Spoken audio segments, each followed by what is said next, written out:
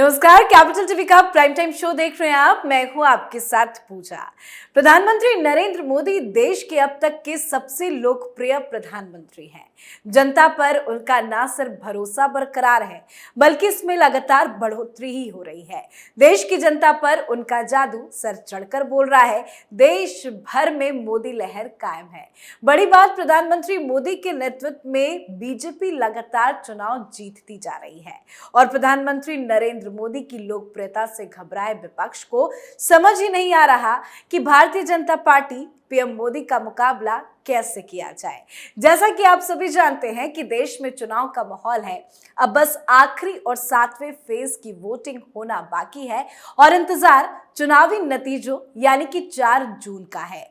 4 जून को लोकसभा चुनाव के नतीजे सामने आएंगे, पर 4 जून को क्या होगा, एनडीए के खाते में लगभग कितनी सीटें आ सकती हैं और विपक्ष के हाथ क्या लगेगा, इस तरह के कई सवाल सभी के मन में हैं। एक तरफ मोदी मैजिक की बात हो रही है तो दूसरी तरफ एक नैरेटिव ये सेट करने की कोशिश की जा रही है कि मोदी सरकार जाने वाली है। पर आज अपने शो में लोकसभा चुनाव पर ही सटीक विश्लेषण करने के लिए मेरे साथ जुड़े हैं कैपिटल टीवी के editor in chief doctor Manish Kumar. Doctor साहब, बहुत बहुत स्वागत है आपका। धन्यवाद। डॉक्टर साहब, मेरा सबसे पहला सवाल आपसे यही है कि 4 जून को चुनाव के नतीजे सामने आ जाएंगे। आपको क्या लगता है, एनडीए के खाते में कितनी सीटें आ सकती है? पीएम मोदी की कितनी बड़ी जीत हो सकती है? देखिए, सारे लोग ये जानना चाह रहे हैं क्या होगा। जो होना है वो 4 तारीख को तो होगा ही, लेकिन लोगों की जिज्ञासा इसलिए बढ़ गई है कि कई सारे टेलीविजन चैनलों के ऊपर पॉलिटिकल पंडित्स आ रहे हैं, सेफोलॉजिस्ट आ रहे हैं, सर्वे करने वाले आ रहे हैं, पोल करने वाले लोग आ रहे हैं और वो कंफ्यूजन को बढ़ा दे रहे हैं और एक नैरेटिव क्रिएट किया जा रहा है कि नहीं, प्रधानमंत्री मोदी की सरकार जा रही है। अच्छा, ठीक है, सरकार जा सकती है, चुनाव है, कोई भी हार सकता है, कोई भी जीत सकता है, लेकिन सवाल बड़ा है कि कैसे ये समझा जाए कि ये जो बातें कह रहे हैं वो सही है या गलत है। देखिए, भारतीय जनता पार्टी कह रही है कि भाई हम 400 पार करेंगे, या राहुल गांधी कह रहे हैं कि नहीं हमारी सरकार आ रही है, केजरीवाल कह रहे हैं कि हमारी सरकार आ रही है। तो पॉलिटिकल पार्टीज की तो आदत है, वो तो कहेंगे ही 400 पार, 300 भी आ रहा होगा फिर भी कहेंगे 400 पार। कोई हार रहा है फिर भी वो कहेगा कि भाई हम जीते। भाई, राजनीतिक दल, उसके नेता कभी कोई कहेगा चुनाव के नतीजे से पहले कि हम हार रहे हैं? कभी नहीं कहते।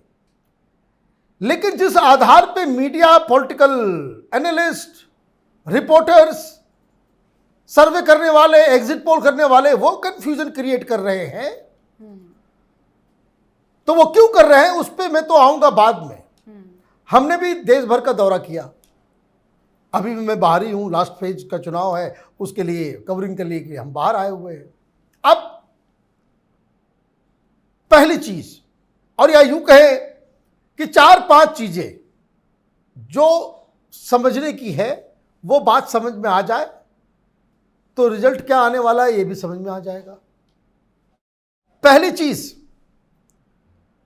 कोई भी सरकार है उसको लोग हटाना चाहते हैं तो वो गुस्सा, वो नाराजगी हर तरफ व्याप्त होती है। आप कहीं भी जाएंगे, लोगों से बातचीत करेंगे, नहीं इस सरकार को तो बहुत हो गया, अब नहीं, अब इसको बर्दाश्त नहीं किया जा सकता। ऐसा सेंटिमेंट है क्या? ये सेंटिमेंट्स कहीं नहीं है, कहीं नहीं है।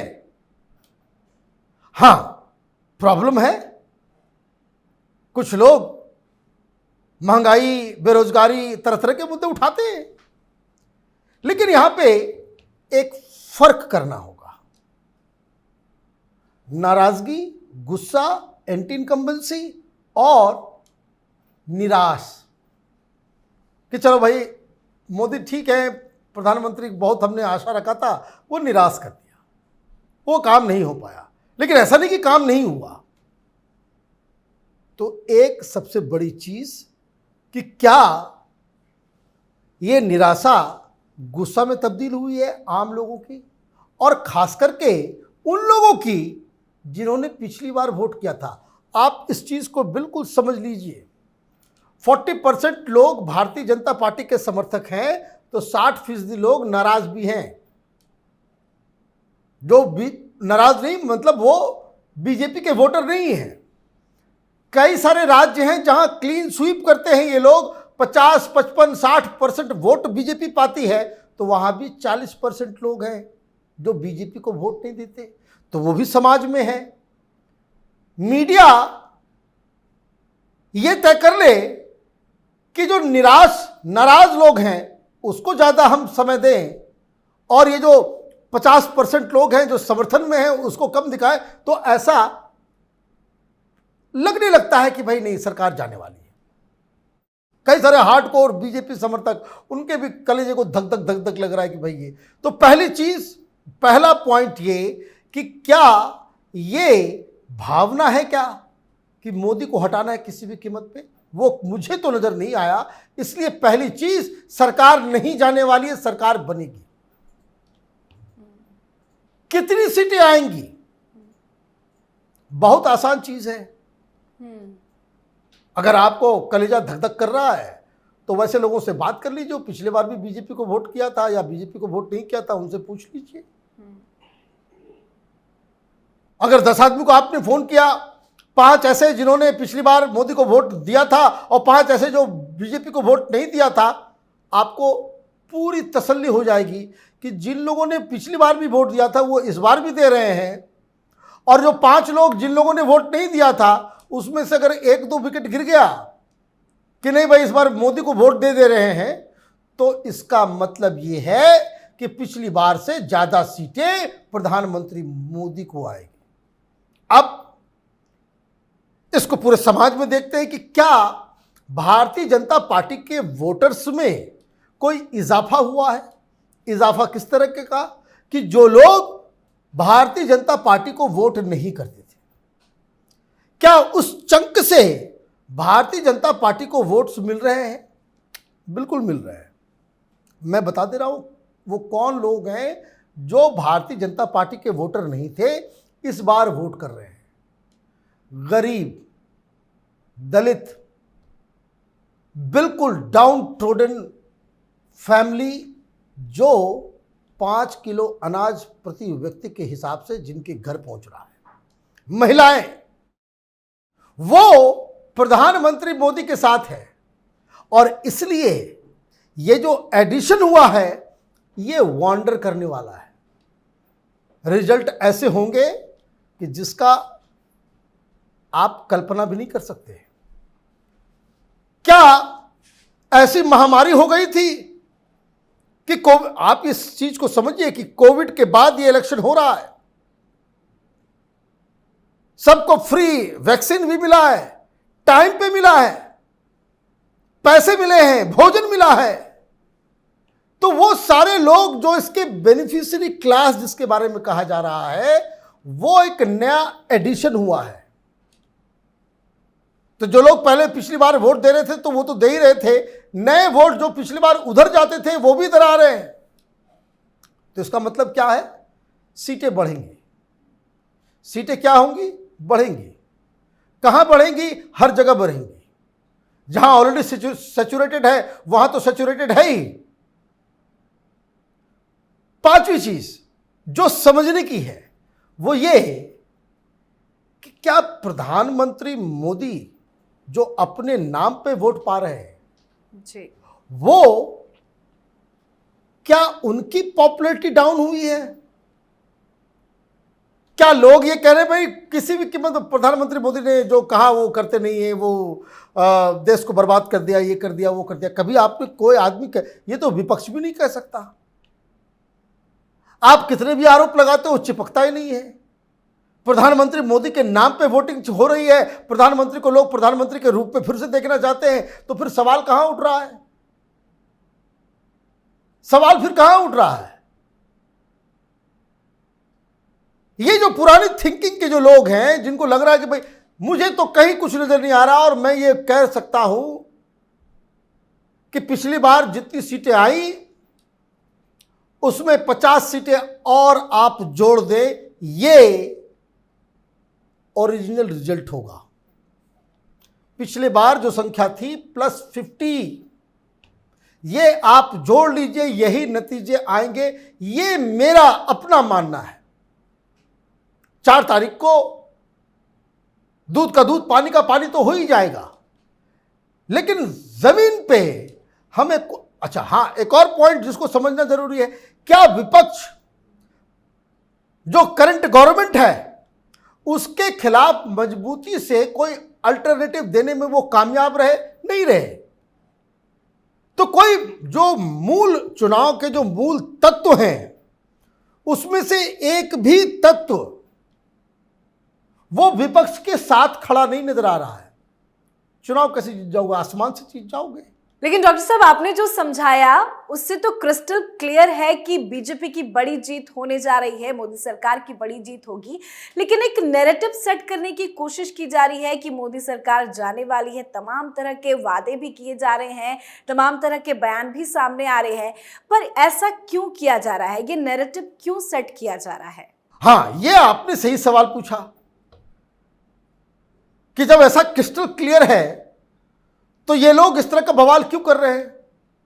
देखिए, क्यों कर रहे हैं ये तो वही जाने, लेकिन मैं 3 कारण समझ सकता हूं कि there could be 3 reasons, possible reasons. ये हो सकता है। पहली चीज, मूर्खता, जिसका चांसेस ज्यादा है। कारण मैं बता दूं क्यों। ये वही चेहरे हैं, ये वही लोग हैं, ये वही सेफोलॉजिस्ट हैं, ये वही सर्वे करने वाले हैं, वही एग्जिट पोल करने वाले।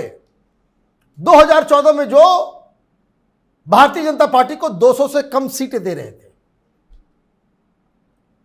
कोई इसमें से ऐसा नहीं है जो लोग आज भाषण दे रहे हैं कि हमें तो वो पूरा सस्पेंस क्रिएट कर रहे हैं। जरा घुमा करके देखिए, इनके इंटरनेट पे सब मौजूद है।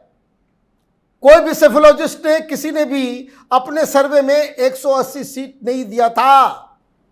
भारतीय जनता पार्टी को सीटें कितनी आई? ठीक 100 ज्यादा, 272 सीटें आई भारतीय जनता पार्टी को।